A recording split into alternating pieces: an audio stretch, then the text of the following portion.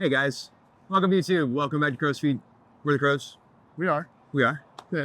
We are. So we are at Beaches Rock Gym, and some of our friends had recently said, "You're a beginner's YouTube channel. You should probably talk about some beginner stuff instead of just vlogging." I was like, that makes sense. So today we're going to bring to you 6, so 2 from each of us, just kind of like hints and tips and tricks that we wish we would have known when we first started climbing 6 months ago.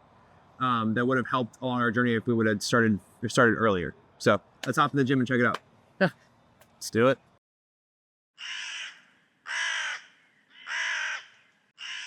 So unfortunately here we ran into a bit of a mic snag with Ben's mic, but basically all he was saying is what he wished that he learned off the rip was to use your legs more when you climb, because your arms will just get exhausted and tired, and your legs are stronger than your arms.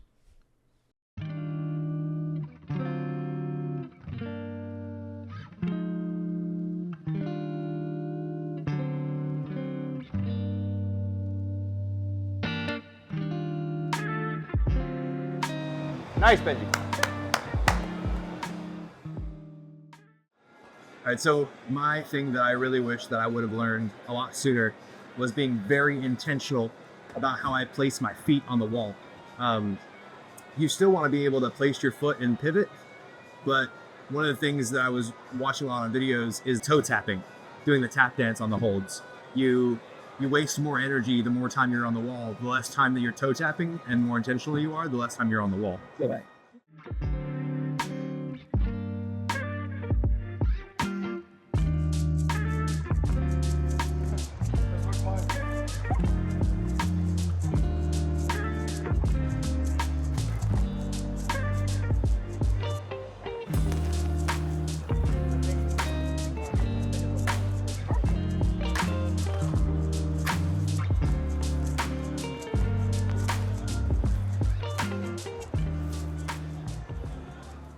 All right. So one of the things that I really wanted to learn that I should have studied before I got into climbing was trying to understand my body position on the wall with the hold. Positioning your body in the direction of the hold is extremely important, especially if you're going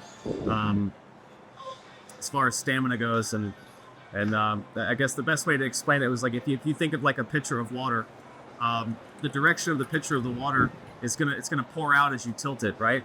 And you don't want to get wet, so you want to be on the opposite side of it. So just as an example, if you point at the red one over here, if you think of this as like a pitcher of water and it's leaning, the water is going to come out this way. So I'm going to be on the opposite end of that hold so that I don't have to depend so much on my muscle, and the hold feels really good. It feels like it has a lot of meat on it. So I'm going to focus on that as I do the V3 here. So here we go.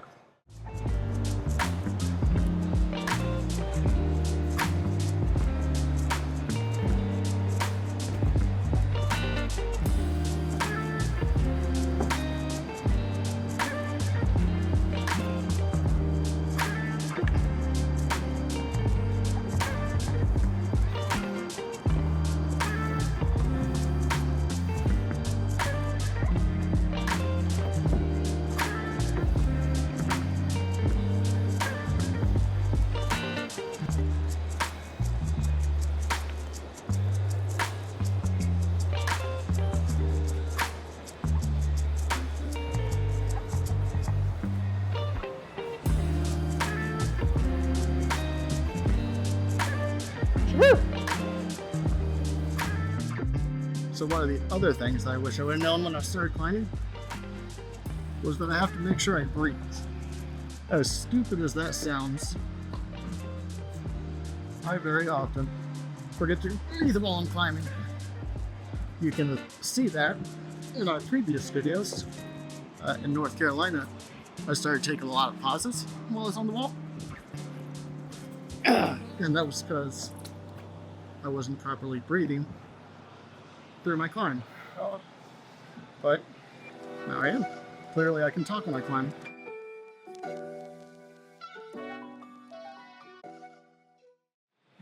All right, so my second tip is basically something that I learned. It like probably took me about half the time I've been climbing was, and somebody explained to me, like football or any sport, you have a stance that you take. It's called an athletic stance. Now, if you were to look down at my legs right now, I've got my knees slightly bent, and I've got my legs or my feet slightly more than shoulder width apart, so that if somebody was to come shove me, I feel a lot more prepared for it. If you shift me left to right, I don't really move much. And if you were to come from behind me, I could probably catch myself. This is called the athletic stance for a reason. It's a tripod. It gives you a really stable base. So the same thing can be applied in climbing. When you feel unstable, it's likely because your legs are all caught up. I always think of it as a tripod. This is the first part of the tripod. Second part of the tripod is having good hands somewhere. So I'll show you on this one. So this is just a V1, but it's a really good problem to show you how a tripod is helpful. So already on the first one, I'm gonna be in a nice, most good starts are gonna show you a good tripod. So always try to mimic those good, easier starts. Nice stable base here. I can move anywhere. I can also feel like I can reach right up and be comfortable, reach left and be comfortable. I'm still in my tripod. Now, I get to another tripod right here, super comfy. I can move anywhere I need to. Another halfway decent tripod, but it's about halfway. Now, this could be construed as a form of the tripod. I'm using compression to get my right foot into the wall, my left foot on a hold. And then with this last one,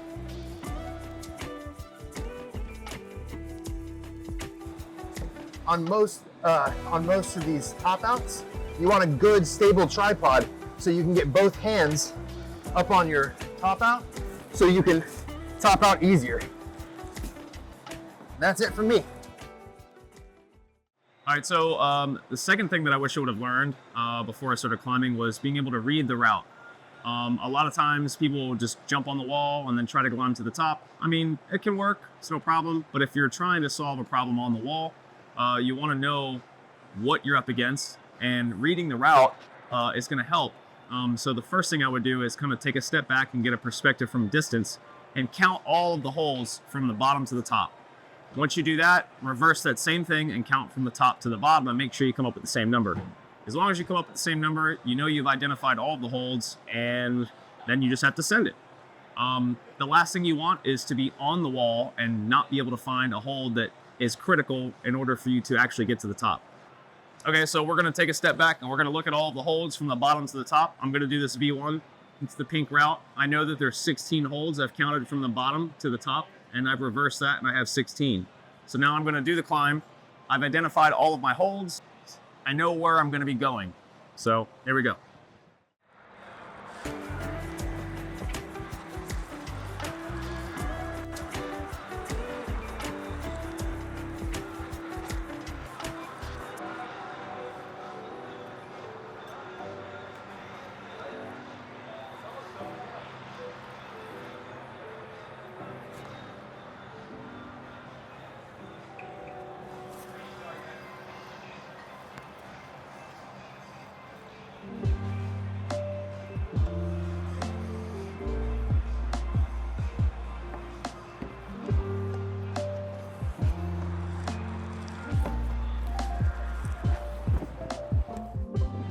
Cool.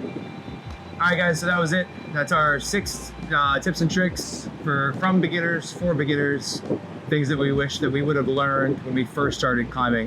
But if you get a chance, first of all, thank you to Beaches Rock Gym for letting us film here.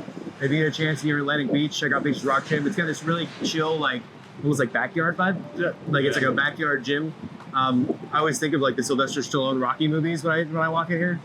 So it's very like da, da, da. Yeah, like it's like one of the like dirty Philly gyms that he used to train in. Yeah, like, it's cool. It's a local vibe. There's a bunch of beach people, and they're all really cool. Feels old school. That's nice. Yeah. Nice. Dope. Yeah. Very much feels like a chill garage vibe. Yeah. So hopefully we're gonna do a series of these videos. Leave in the comments if you have any specific things that you'd like for us to cover. From beginners specifically, we're not coaches. We've only been climbing for 6 months. These are just like the things that we wish we would have started on had we known. Yeah. Now that we know, we have no excuse. Yeah, absolutely.